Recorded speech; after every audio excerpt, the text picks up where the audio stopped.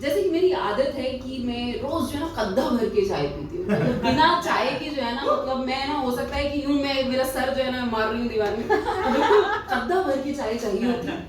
और फिर अपनी बालकनी के पास में मैं खड़ी होती हूँ, ये गुड़गांव की बात है, मैं जब वहां पे रहती थी, और बालकनी में जो है ना 3 गमले रखे थे, जो कि होता है ना कि हम आर्टिस्ट को मिल जाते हैं, गमले ही मिलते हैं अक्सर तो।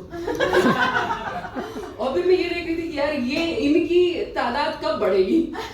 फिर अचानक से मेरे पास ना एक कॉल आता है, मुझे ऐसे कॉम्प्लीमेंट्स मिलते रहते हैं कि नहीं कॉन्टेजियस एनर्जी है, क्रेजी वाइब है, ये सारा चीज। तो ऐसे ही एक फैन का कॉल था, ma'am Faizi ma'am we are big fan of yours. Ma'am आपकी एनर्जी इतनी कॉन्टेजियस होती है ना मैम, अगर कोई डिप्रेशन में भी होगा ना तो एकदम से आपको देख के ना यूं खड़ा हो जाएगा। मैम आपकी वाइब जो है ना, मतलब पूरी वाइब सेट हो जाती है स्टेज पे। मैम वी वांट यू कि आप हमारे ऑर्गेनाइजेशन में आके ना परफॉर्म करें, पर जस्ट मैम एक प्रॉब्लम है, वो बजट नहीं है। बजट थोड़ा सा कम है, तो आपको आना जाना खुद करना पड़ेगा, हम आपको ऑनरोनियम दे देंगे। अब ऑनरोनियम वर्ड जितना बड़ा है ना उतना ही अमाउंट कम होता है। तो फिर मैंने कैलकुलेट किया कि अरे भाई कितने खसीस लोग हैं ये। अब भाई यहाँ से गुड़गांव से दिल्ली जाने का मतलब आप करीब magenta, yellow line, 3 line cross करके पहुंचते हैं, और फिर वहां पे लेते हैं ऑटो। अब इनका बजट कम होता है तो मैं बना लेती हूँ जूड़ा कि भाई वहां पे जाके ही हॉट लग जाऊंगी यार, इस बीच में तो जूड़े और पिन लगा के जाऊं। फिर उसके बाद फिर आपके पास ऑप्शन होता है कि यार शेयरिंग ऑटो लो या फिर नॉर्मल ऑटो लो, मगर इन खसीस लोगों का बजट ही नहीं होता, तो फिर मैं शेयरिंग ऑटो में बैठ जाती हूँ, थोड़ा सा पहले उतरती हूँ कि किसी को पता नहीं चले। आप काफी रिलेट करेंगे ऑडिशंस दे देंगे।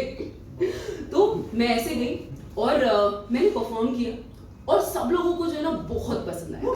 सारे के सारे लोगों ने जो ना तालियां गड़गड़ा रही थी, तो मुझे बहुत अच्छा लगा, क्योंकि दरअसल एक लेखक को, एक राइटर को, एक स्टोरी टेलर को यही तो चाहिए होता है कि सिर्फ तालियां ही तो चाहिए होती हैं। और मैंने उनको हाँ भी इसलिए कहा था कि यार आज का जो लेखक है वो कम से कम भूखा नहीं मरता है, मेरे जो ख्याल हैं वो लोगों तक पहुंचेंगे, जरूर पहुंचेंगे। और फिर जब आखिरी में ग्रुप पिक्चर होता है कि भाई मैम वो हम आपको एक मोमेंटो देना चाहते हैं, क्या मोमेंटो, उसमें था गमला।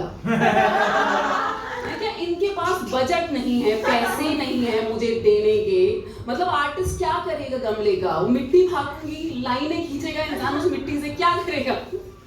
और वो बहुत ही बढ़िया सा गमला नहीं होता, खूबसूरत सा, वो उसमें थोड़ा सा पीला रंग है, थोड़ा सा ये अपना हरा रंग है, खुशबुएं आ रही है, और इतना बड़ा ही सेक्सी सा गमला लग रहा है। और मैं देख रही गमला आराम से 1500 का है भाई, मुझे मेरे ऑनरोनियम में ऐड करके दे देते तो मैं क्या दिक्कत है। और फिर मैंने ऐसी चीज की कि भाई मुझे ऐसा लगा मैंने इकिगाई में डुबकी लगा दी। जब पिक्चर उनको हो चुका और मैंने फिर कहा कि वो I can not take this, बोलते क्यों नहीं, वो मेरे बजट में नहीं है।